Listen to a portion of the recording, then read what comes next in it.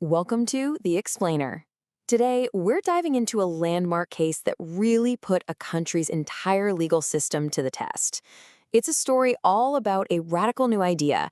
What happens when justice is decided by the people? I mean, seriously, think about that. What does happen when you ask regular folks, not professional judges, to decide the fate of a murderer? This isn't some abstract thought experiment. It's the huge question Taiwan had to answer when it handed one of its most complex cases over to the public. Okay, let's get into it. So, to really get this case, you first got to understand the system it was meant to test. And it's a system that was born from a really deep need to rebuild public trust in the courts. This is Taiwan's citizen judge system, or Guomin Faguan. And the goal, while it sounds simple, is actually pretty revolutionary. The idea is to bring randomly selected citizens right into the courtroom to sit with professional judges. Together, they deliberate and decide everything, both guilt and the sentence, for serious crimes. It's all about making justice more transparent and, well, more in tune with what people actually think. You see, for years there was this simmering distrust. A lot of people in Taiwan felt like the justice system was just out of touch, Like the courts and the public were on completely different pages. The citizen judge system, that was the government's big official response to try and fix that gap. All right, now let's get to the brutal case that became one of the first major tests for this whole new system.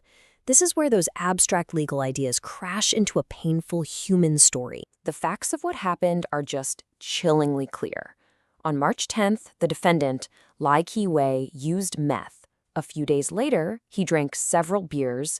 Then, in the afternoon, driven by paranoia, he attacked a total stranger, Hung Jianjue, from behind with a watermelon knife, killing him.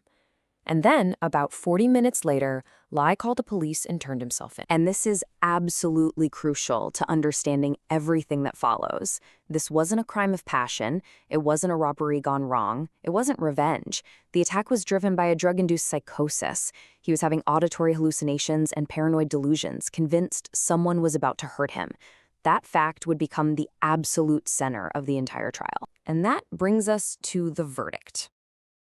This is where the citizen judges, working alongside the professional ones, had to somehow balance two really powerful but totally conflicting legal ideas. So this was the incredibly difficult question put before them.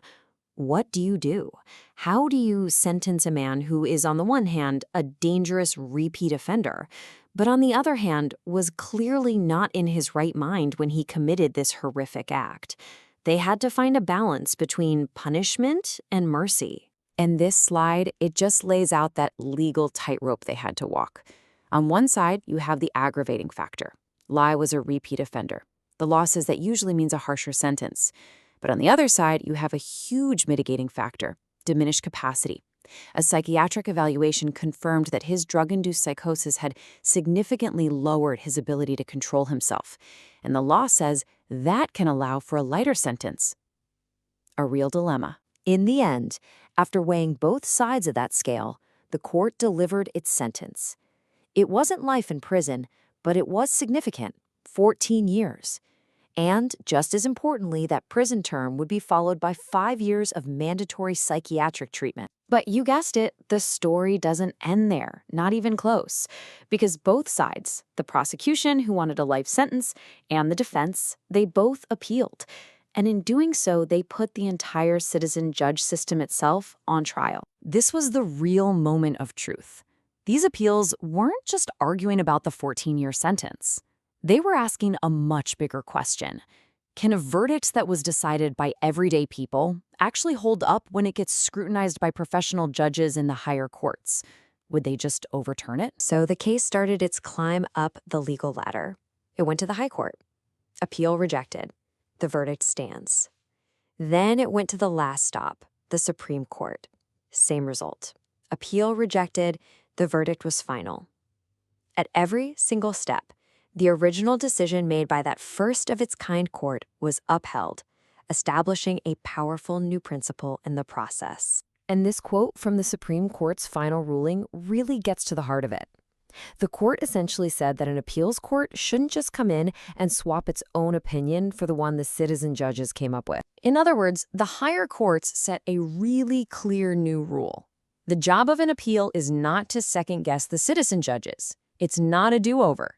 Their job is to check for major legal mistakes or big procedural screw-ups. And if those aren't there, then the original decision, which reflects the people's proper legal sentiment, well, it should stand. So let's step back for a second. What's the big takeaway here? Why does this one tragic case matter so much? Because it was about way more than just one murder trial.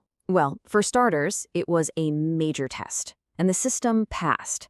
It proved it could handle a super complex case with all these tricky issues. It also set a huge precedent. The decisions made by these citizen judge courts are not going to be overturned lightly. And that, right there, strengthens the legitimacy of the whole thing. It sends a message that the voice of the people in the courtroom is powerful and will be respected. It really was a cornerstone moment in that bigger effort to rebuild public trust. So it leaves us with this powerful question. Can you really create a better, more trusted form of justice by merging public sentiment with professional legal expertise? The Lai Chi-wei case suggests that for Taiwan, the answer just might be yes. And that gives us all something to think about when it comes to the future of justice around the world.